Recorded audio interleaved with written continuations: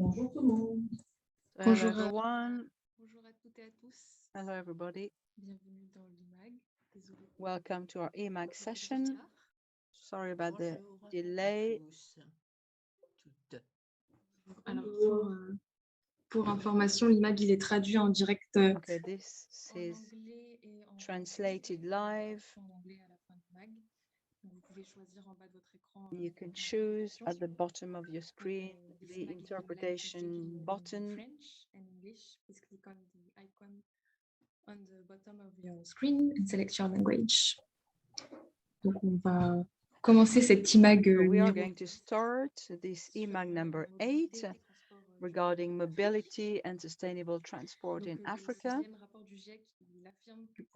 The IPCC report affirms that in order to reach our goals, the transport and mobility sector has to be transformed, and the gas emissions continue to increase by 2%. This is a fourth source of gas emission in 2019, which will also continue to increase by 2050, mainly because of the increase of freight and services, passenger transport in Africa and Asia mainly.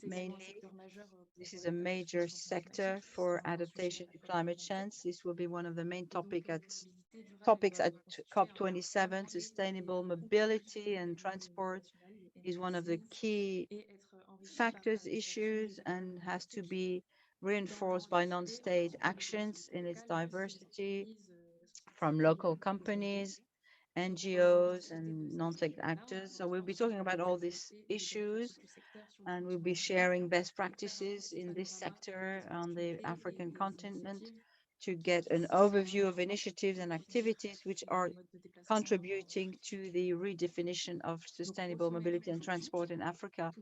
On our agenda for today, we will first have, for the first time with us, Benoit-Ivan Wansi, a journalist from Afrik 21 as part of our partnership with Afrik 21. He will give us a press review on the various projects for sustainable mobility and transport in Africa. Then we will talk about mobility and gender. We will talk about gender and mobility with Noemi Mené. She's in charge.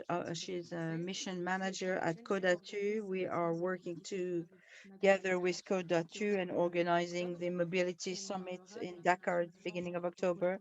And we will talk about gender inclusion in the various projects and the sessions that will take place during the summit. Then we'll be delighted to welcome our next speaker, Alfred Assanvo, who is assistant to participative and governance planification from Bouaké in Ivory Coast. And we will talk about the experience of Bouaké and Rettingen in Germany. And then we will end our session with Katesi Nadjjiba. She's the executive director at FABIO with a project of electric bicycles in rural and urban areas in Uganda. And then we will have a few minutes to debate and answer some questions and to allow our participants to feedback on their presentations. Wishing you a good eMag. Without further ado, I'm now going to give the floor to our first speaker, Benoit-Ivan Wansi. Could you tell us a bit more about the latest news? What drew your attention regarding sustainable mobility and transport in Africa lately? Yes, hello everyone. Thank you for this opportunity to share in this initiative, to take part. I want to thank you. Can you all hear me? Oui, c'est parfait. Désolée, j'ai vu. Vous me suivez? Oui, oui, très bien. D'accord, OK. Bonjour à tous. Merci. So hello everyone. Thank you again for this opportunity. We will be talking about the mobility, green mobility. This is the latest news of the last few months, as you mentioned it in your introduction. Mobility sector is really at the heart of climate issues because of the contribution to the pollution due to engines, be it diesel or gas. And also we're having some traffic jams in the large cities on the continent, such as Lagos, for example, Kinshasa in Congo, Libreville, and so on. So many initiatives have been developed over the last few months in order to decarbonate the transport system in view to the energy transition at the highest level in terms of sustainable environment. So Afrik 21 has been taking part in one of the many projects to look at various new mobility means, electric mobility. I'm starting with Kenya, Morocco, and Egypt, which are the main countries where green mobility is developing faster in terms of startup developments and support from various funders, etc., or even government support. We will look into this. I will start with Morocco, where the post office has now got over 200 electric vehicles in order to process their parcels and the letters. This initiative, of course, is supporting the goal of reducing gas emissions in Morocco, in Nigeria, in West Africa. Nigeria has also started this transition. We heard recently that Wando, one of the suppliers involved in renewable energy, has concluded a partnership with the Transport Authority in Lagos, Lamada, in order to start or to have electric buses in the city. I'm not teaching anything new. This is the most populated city with about 21 million people in Lagos. Of course, this is raising the issue of traffic jams. This is one of the main concerns in this country of West Africa, in Nigeria. As you said, Chloe, transport generates a lot of CO2 emissions. And we've seen many reports, especially the IPCC reports, which you just mentioned. Hence, the promotion of electric mobility. This is why a startup based in Lagos with Mustafa Nadjjiba, who started beginning of June 22, a local production of electric buses with solar energy, buses of 12 places, which can run for 200 kilometers, directly equipped with solar panels for the city of Lagos. And they will, of course, develop this in other other cities and regions of the country. In West Africa, we know that gas vehicles represent the largest way of mobility. In Togo, they do have a plan, but they don't always have the means to finance these new projects. So a subsidy of the World Bank has given 2 weeks ago about $10 million, which is about 6 billion of French CFA, to a mobility startup for the deployment of electric motorcycles in Togo. Also in Togo, they decided last March to lift up any taxation on electric vehicles and from customs duties, customs fees. This is part of a policy to speed up green economy. So this news, of course, rejoiced the automotive manufacturers. For example, in India, one of the main manufacturer of these electric motorbikes, as of next month in Benin and Togo, these electric motorbikes will be available with two batteries with a maximum speed of 80 kilometers per hour with an autonomy of 70 kilometers. So 1.4 million CFA francs, not necessarily accessible to all, which is why that people will be able to pay electric motorcycles for over a period of 3 years. Yet there is a lack of charging stations in Africa.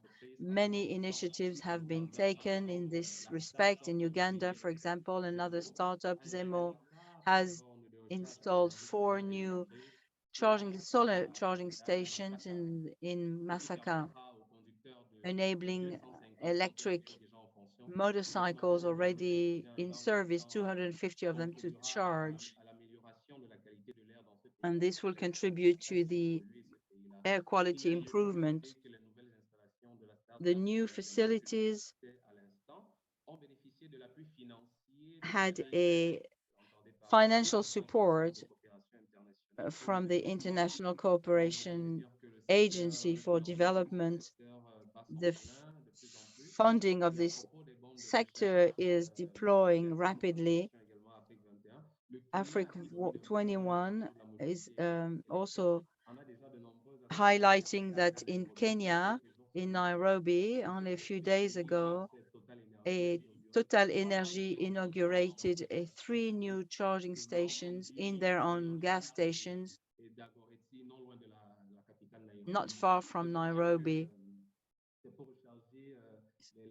These charging stations are there to enable to charge the vehicles of the startup.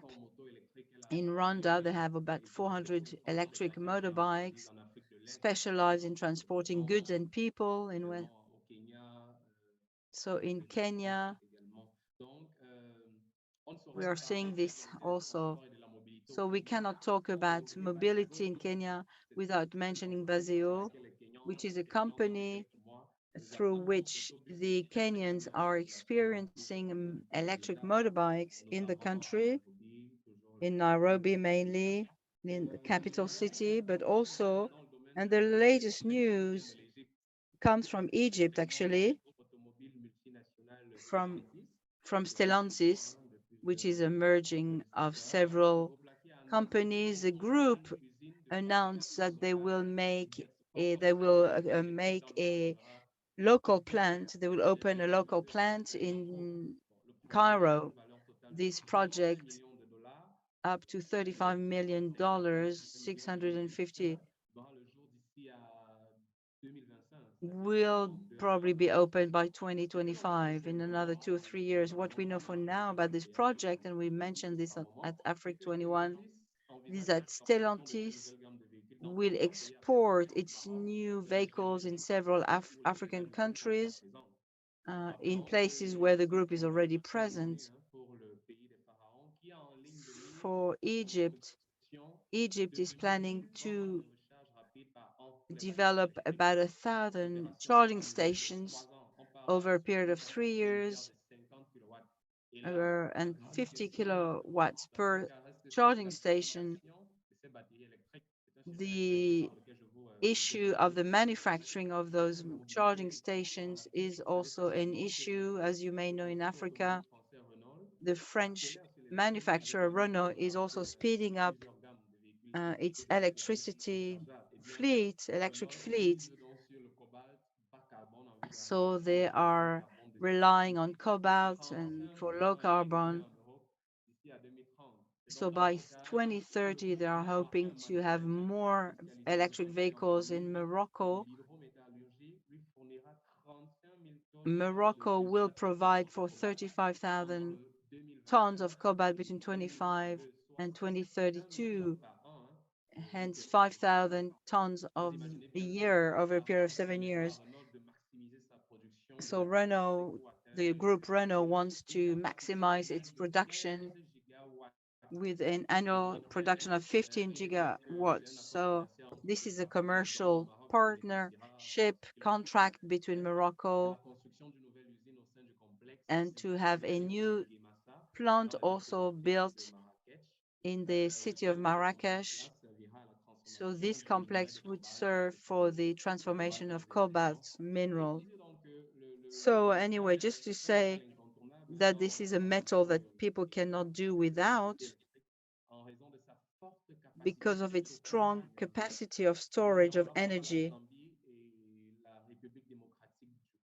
which is why Mozambique and the Congo, two countries which are at the forefront of this transition, have already signed an agreement for the making of electric batteries. They have about 60% of cobalt reserved in these two countries.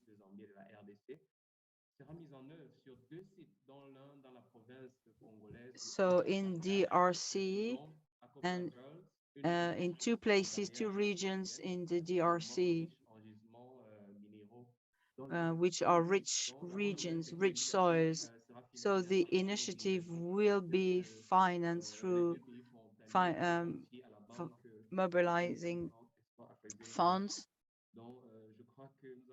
So I think that was an overview of our latest news in the area of sustainable mobility and transport in Africa.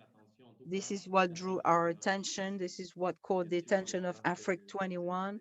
And we hope you were interested by it and that other specialists will be able to express their views on this.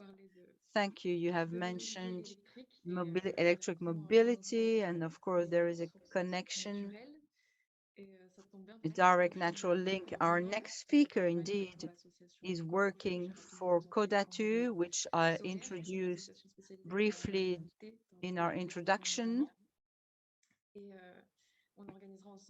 So together, we will be organizing the Week of Mobility and Sustainable Climate. So Noemi, you have the floor now. Maybe you would like to comment on this press review, and then we will talk about your topic, which is gender integration in the various mobility projects. I'm not a great specialist, actually, of electric mobility, so I may not be able to talk too much about this today. However, it is something that is a real challenge in African countries. For example, bus lanes. At the moment, we are developing bus lanes, BRT in Lagos or Dakar are under construction. It's interesting to ask a question about electrification of the vehicles. Now, the other question is, how do you produce electricity in the various countries, in the various cities? Through generators which use diesel, gas, so it's not always the best option. It's not electric energy, so it's interesting to look at what's being happening and what is being done. Another topic, of course, which I know a bit better, it's the issue of gender in the mobility projects. Now the issue is raised, and we asked this question at Codatu, and we have three areas of reflection. Why should we include gender issues, men and women equality when it comes to transport? We have identified three main stakes: violence against gender violence. For example, the fact that women are more easily harassed sexually or attacked or violated in transport. We have a figure, 100% of women users have been victims at one point in their life of a form of sexual or sexist harassment in transport. So it's a large number, a large figure indeed. That's our first axis, is to really fight against gender violence in transport, in public transport. Then we have a second axis, which is the offer that has to be adapted to both men and women's needs. A big review was done to make a distinction about the way men and women travel, they don't necessarily go to the same places, they don't travel with the same people. Women tend to travel on shorter trips, but have more trips, more stops rather, if they go shopping, if they go and pick the children at school, if they are maybe taking older people to hospitals, that kind of things. We know that men do not travel necessarily in the same way, and we know that so far public transport were conceived by men for men mainly. So what we are trying to do now is to reverse that, to modernize the transport systems. And a third axis is to feminize, if you like, the transport sector. We know that very few women work in that field, let alone in any positions of maintenance.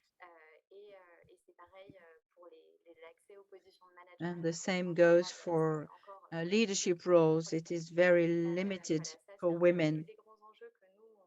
These are the three main challenges which we have identified.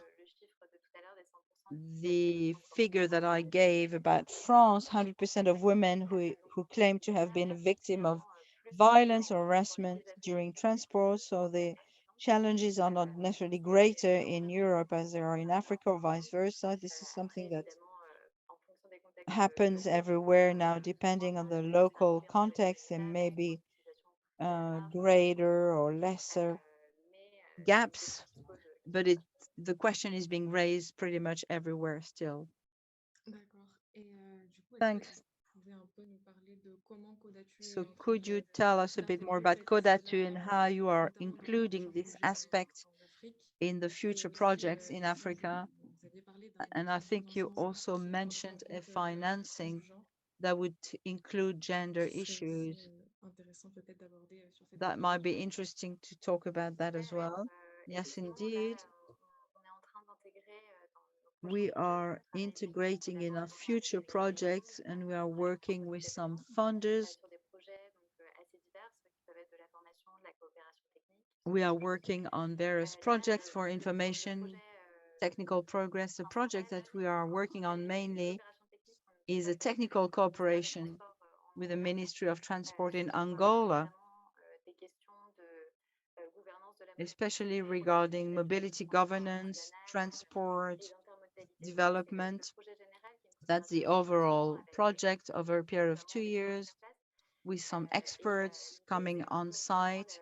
And the idea is to really include gender issues in this project and mainly to have at least one or several experts who would be there to make sure that there is an inclusion of gender and also to develop specific activities such as workshops.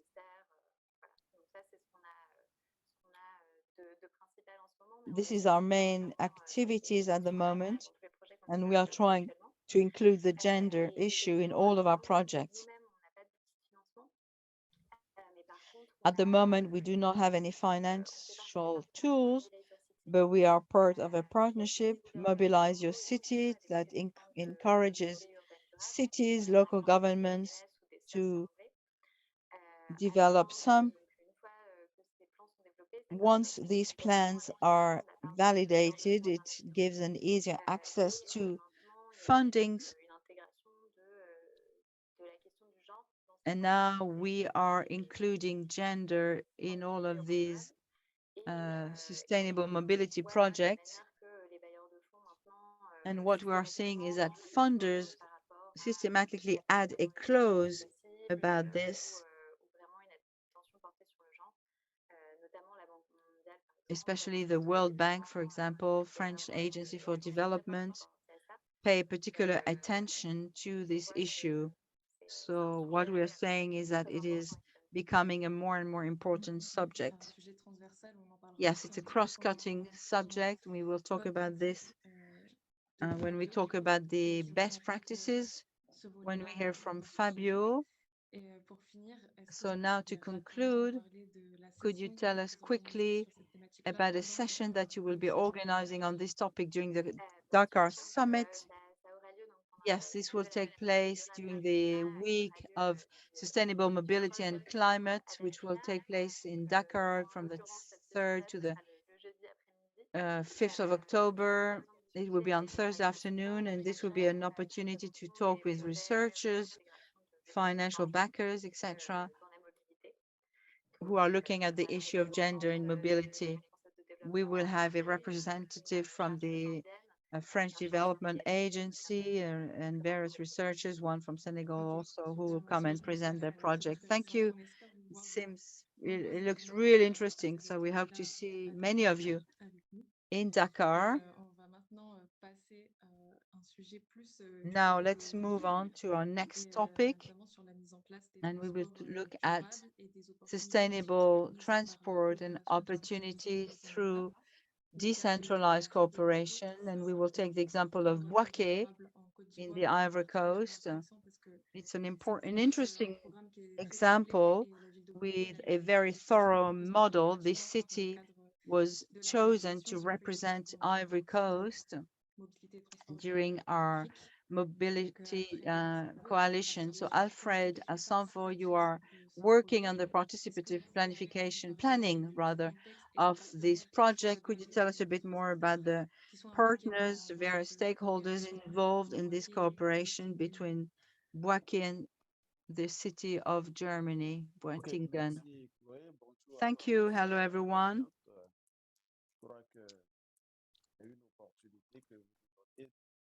I think it's a great opportunity that we have here to take part in this initiative, talking about cooperation in terms of sustainable transport. We are working in partnership with the city in Germany and Oslo, but I'm going to talk about Böttingen. Since 1970, is in partnership with Bouaké. Bouaké is in Ivory Coast, in the center of the country, which is at the crossroads. And I hope at the crossroad of 4 key corridors with a lot of challenges in terms of mobility. So Bouaké is working in partnership with Böttingen in Germany. We also have various project partners, such as non-profits, NGOs, services from state services, and financial partners, such as the EU, for example. Also with some companies from the private sector.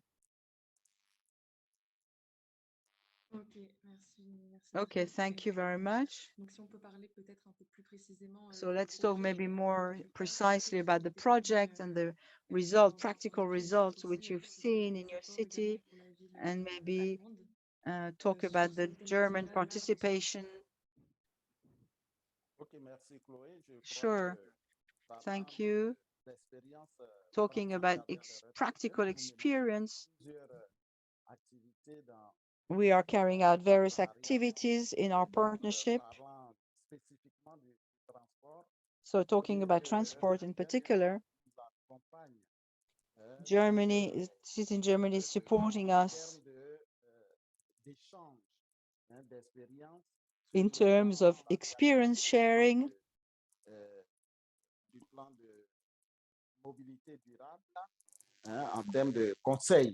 and they are advising us as well for sustainable development.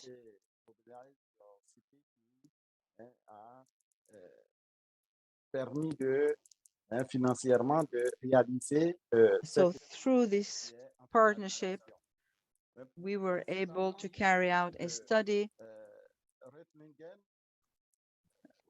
Röttingen,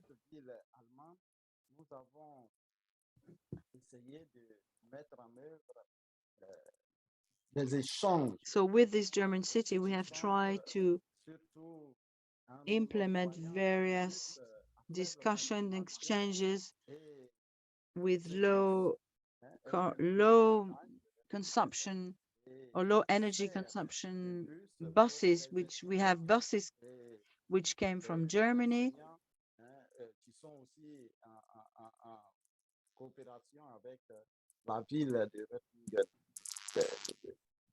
We are working with students and teachers and German students who are working with some of our students.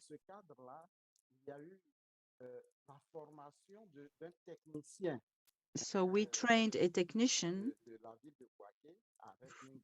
in the city of Bouaké. He was sent to Germany to learn how to drive this electric bus, 60 seats bus, and he got trained also for maintenance, how to keep up the bus. So when he got back, he tried to share the experience, his experience with other colleagues in order to learn how to maintain and keep up the buses. The city of Drenkingen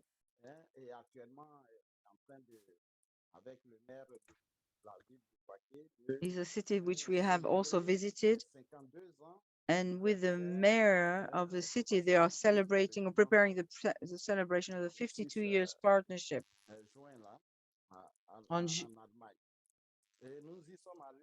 So we went there. This was last June, actually, beginning of June. We celebrated the twinning relationship.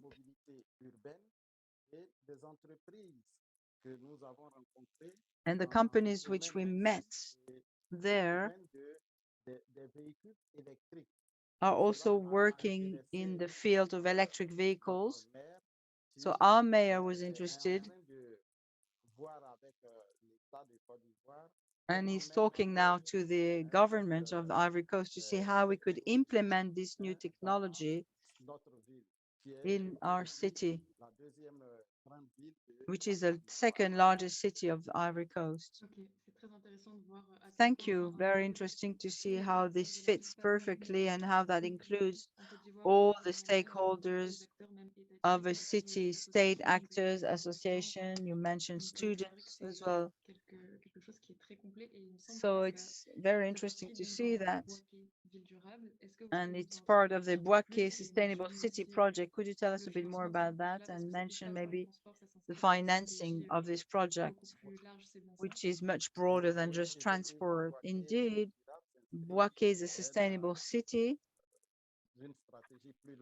It's part of a larger city, a larger project of urban planning.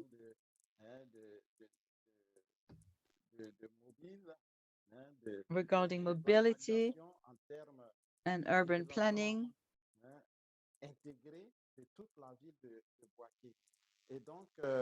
that we want to develop in the whole city. So Bouaké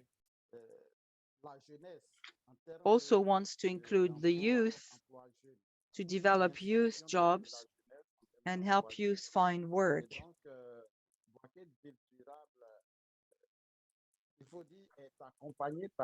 So Bouaké is also supported by the EU. Now, with regards to access to finances, there are several actions going on at the same time at Bouaké. So it's not been easy to access finances for some of our actions. Our cities, districts are not very rich. They are not able to pay for a lot of these large projects.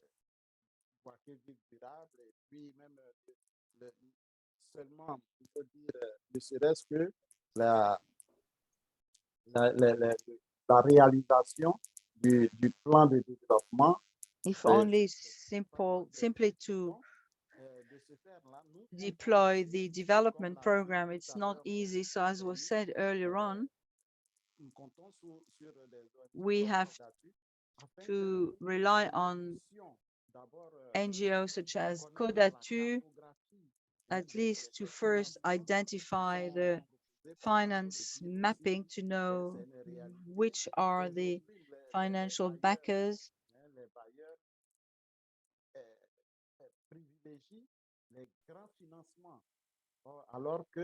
Funders tend to back up larger projects, but smaller cities or smaller projects such as Bouaké have more difficulties accessing finance. So we are expecting from our German partners to be able to get hold of some funding so we can carry out some actions within our project. Vous pouvez finir votre phrase, pardon. Yes, you can conclude if you want.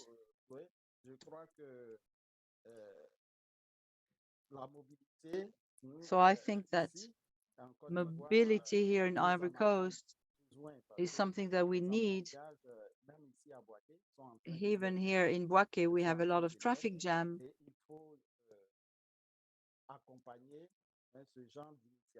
And we need to support this kind of initiatives so that we will not have to go through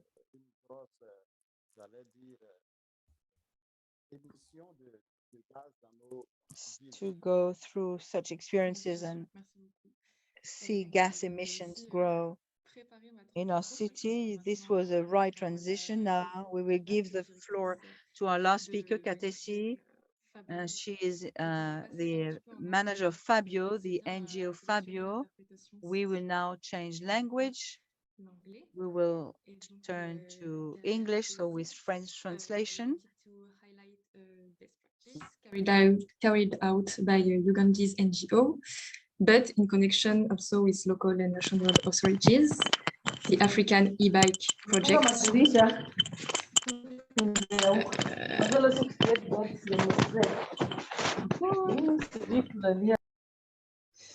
Merci. Sorry. So Katesi, thanks for being here. You are the executive director of FABIO. What is FABIO? What are your activities? And could you please present the e-bike project? You can also share your screen if you want to use your PowerPoint presentation. Oh, no, I didn't prepare it. I thought you had it, but it's okay. I can talk through this. Hello, everyone, and thank you, Chloe, for inviting us to be part of this platform. We appreciate it.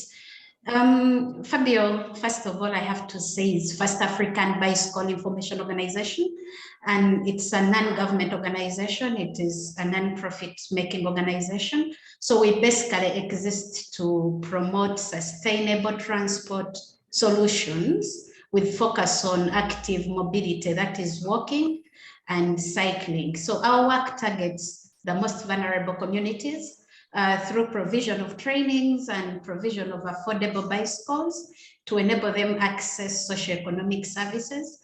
But we also target policymakers through advocacy, and of course this explains some of the laws we have in the country, like the non-motorized transport policy.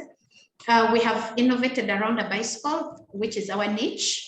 And one of the challenges we've received is the attitude towards the bicycle, the quality of the bicycle.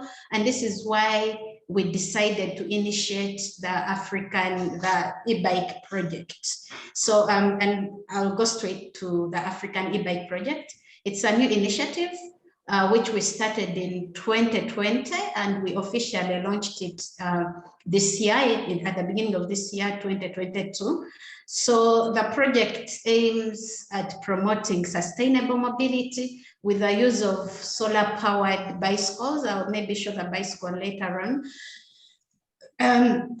So the project started with 100 bicycles, which were financed by KfW, which is a German development bank. So we're lucky to get the initial financing. And I have to mention that financing is quite not easy. So our bicycles are designed to be robust bicycles. These bicycles can carry to 100 kilograms of weight. These bicycles can move as fast as 30 kilometers per hour, and they can move for 50 kilometers on a full charge. So the most important bit is that this being a pilot project, we have explored different user cases, delivery e-bikes, e-taxis for commuters, e-bicycle ambulances for health care access, and e-water bikes specifically for women, and also to bring in the component of gender issues within the transport or mobility to ease the domestic burden. So I would ideally end it at that for now. Okay, thank you. Sorry, I've lost my microphone. Thank you very much. Can you talk a bit more about the results of the project and how it is contributing to achieve or try to achieve the SDGs? Thank you. That is quite a very important question. First of all, it is a short-term project, but within this short period, we've been able to observe quite a number of things. One of the things that we've observed a bit of income increase for the persons that are using these bicycles for the business model.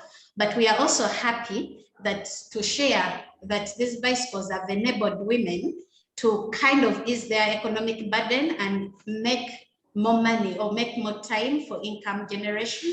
I have to say that we have not done a study on how much it is contributing to air quality, but we are very sure the shift of people from motorcycles to adopting to the use of these bikes it's a testament to the fact that this can be a mobility revolution for the African states. We have to say with this one particular e-bike, we are able to serve a number of elements within the Sustainable Development Goals.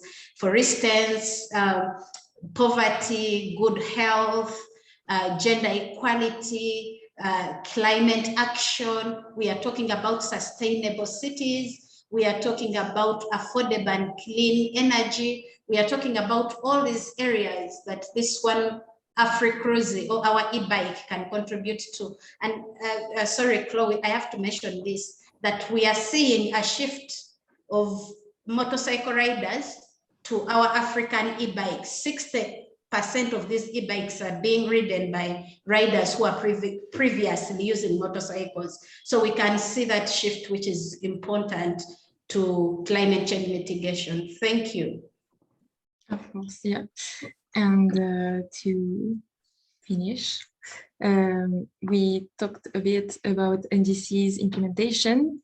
That will be a key topic at COP27. We believe it is really important for non-state actors to be involved in this process. So could you give us your opinion and explain how the e-bike project is linked with Uganda's NDC? And maybe, as we were talking with Alfred about the cities, maybe talk about it too, like how do you work with local authorities also? Okay, all right. Thank you so much. I have to say non-state actors are definitely resourceful, not just in climate financing or to holding governments accountable for their actions, but also we implement actions or activities or projects that kind of supplement government action towards climate adaptation and mitigation.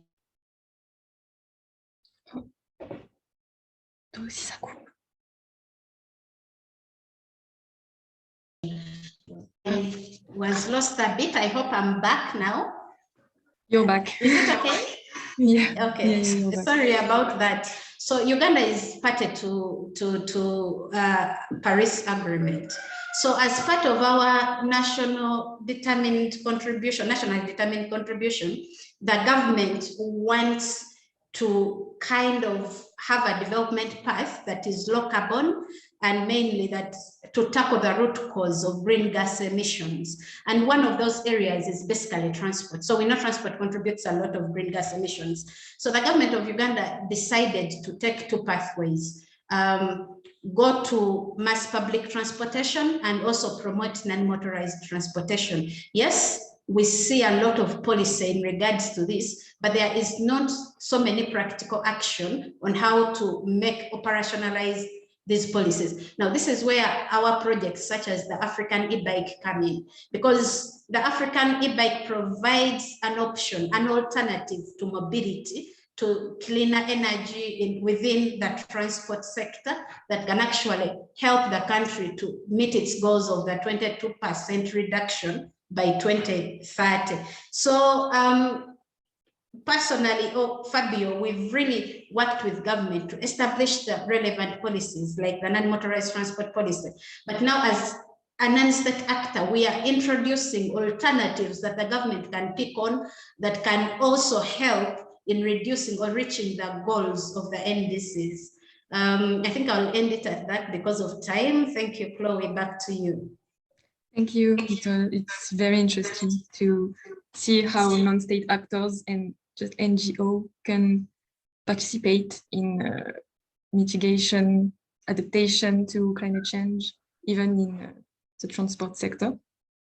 We discussed our upcoming face-to-face summit, the Week for Sustainable Mobility and Climate, with Noemi and in introduction. I'd like to remind that it is really aimed to be a pre-COP for the African non-state actors. And this is why we are trying to identify and understand initiatives like yours, Katesi, initiatives of local actors responding to national goals, because we believe these kind of climate actions are crucial to implement the Paris Agreement and the NDCs at national and global level.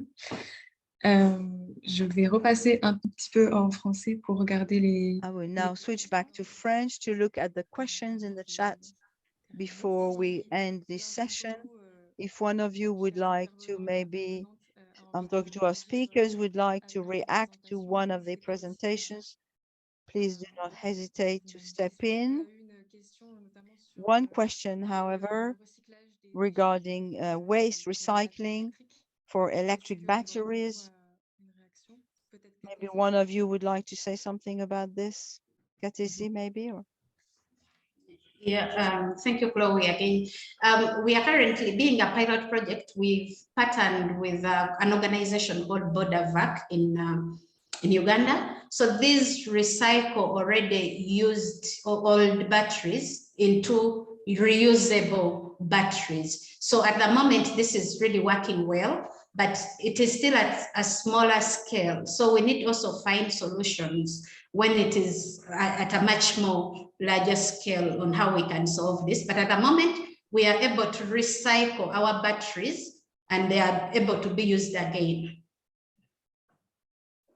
Ok, thank you. Alfred, Benoit, Noemi, je ne sais pas si vous avez une réaction. Alfred, Benoit, Noemi, do you have a reaction to what has just been said? I'm looking to see if there are any other questions. You can take the mic if you have a question for one of our speakers.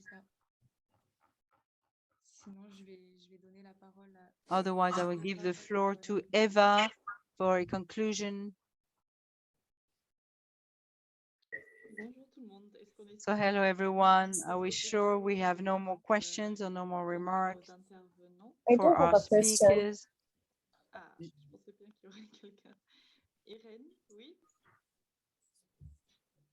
Can I ask?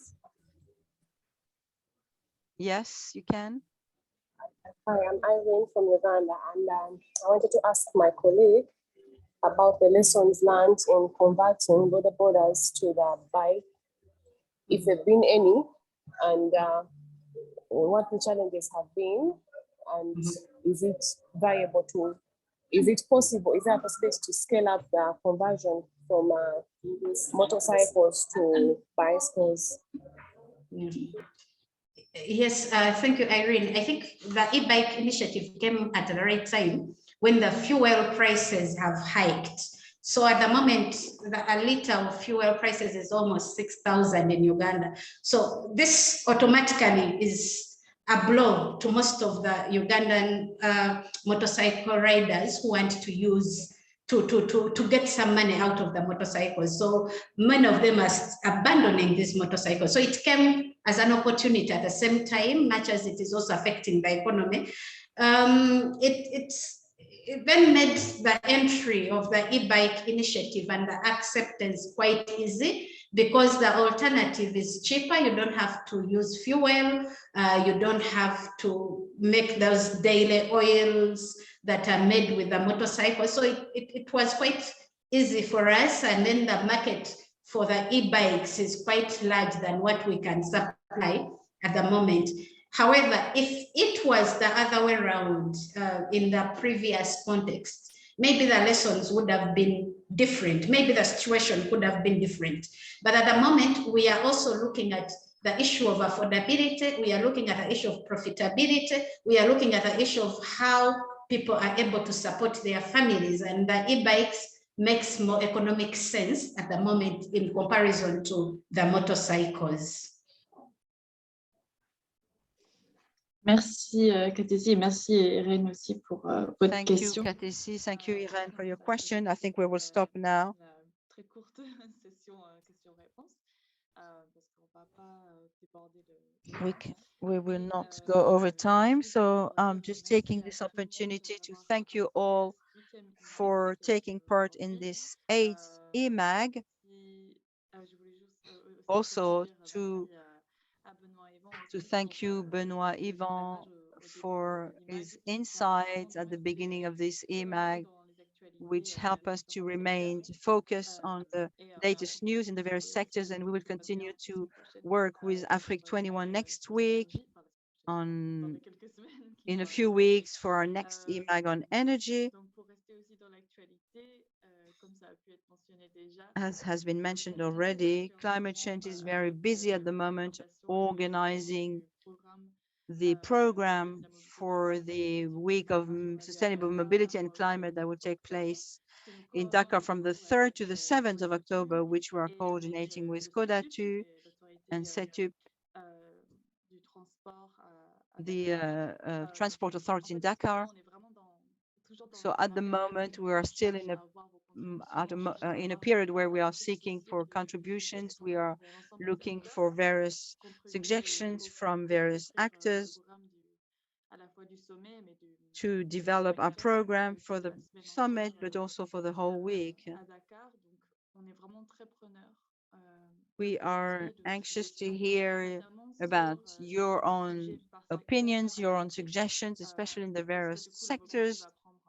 Mobility will take a large part, and a number of other topics will be also tackled, be it education, agriculture, energy, etc. It's an open program, and we are very anxious to hear from you.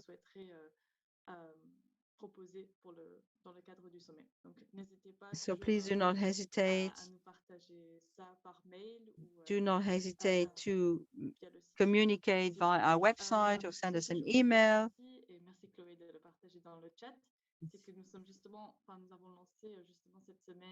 This week, we have sent out a questionnaire to get some feedback on the various types of format which we have been proposing during the event. At Climate Change, we like to encourage interaction during our workshops, to do collaborative activities, but it's always very interesting to also hear from you and get your feedback so that we can also improve our format for the future. So do not hesitate to complete the questionnaire. We were very glad to get some feedback about it. So do not hesitate, if you haven't done so, to complete this questionnaire. We have also mentioned best practices, also as part of our program for the summit, October summit. The call for contributions for best practices is still open. So if you have any initiatives, projects, or solutions, innovative solutions that you want to submit to the call for contributions, you can always answer this online questionnaire. I have already posted the link in the chat. So do not hesitate to share your initiatives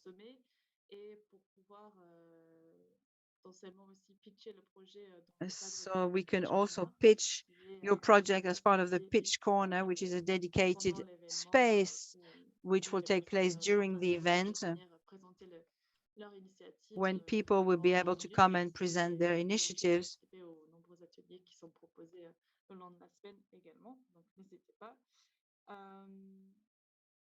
Voilà, donc j'ai fait le tour des ateliers. So I think I've covered pretty much everything. Je voulais vraiment remercier l'ensemble des I want to thank intervenants all our de speakers présenter for taking time to present their various projects. J'espère que And I hope format vous plaît that the toujours, format c'est is génial. still C'est vraiment de rester dans something l'idée that you et appreciate. j'espère que vous le ressentez et I hope you can feel that we're always seeking to be really en tout cas, honneur pour la suite. focused on the latest news. So Si ça vous va, if that's okay on with va you, commencer we will là, stop for now. encore une fois, c'est très bien. It's a Et good on se thing that we retrouvera can do that for once. dans 3 semaines pour le And we will dernier meet in pour 3 weeks' times euh, for our last le eMag, in dernier 2 weeks' time eMag rather, qui se portera sur for our l'énergie. last eMag on Voilà, energy. on va vous envoyer aussi Thank you. We will send you the the minutes and the written version of this eMag, début semaine prochaine. and you will have that Merci beaucoup à next tous. week. Thank you all for taking part. Thank you and see you soon. Bye-bye. Au revoir, merci. Bye-bye.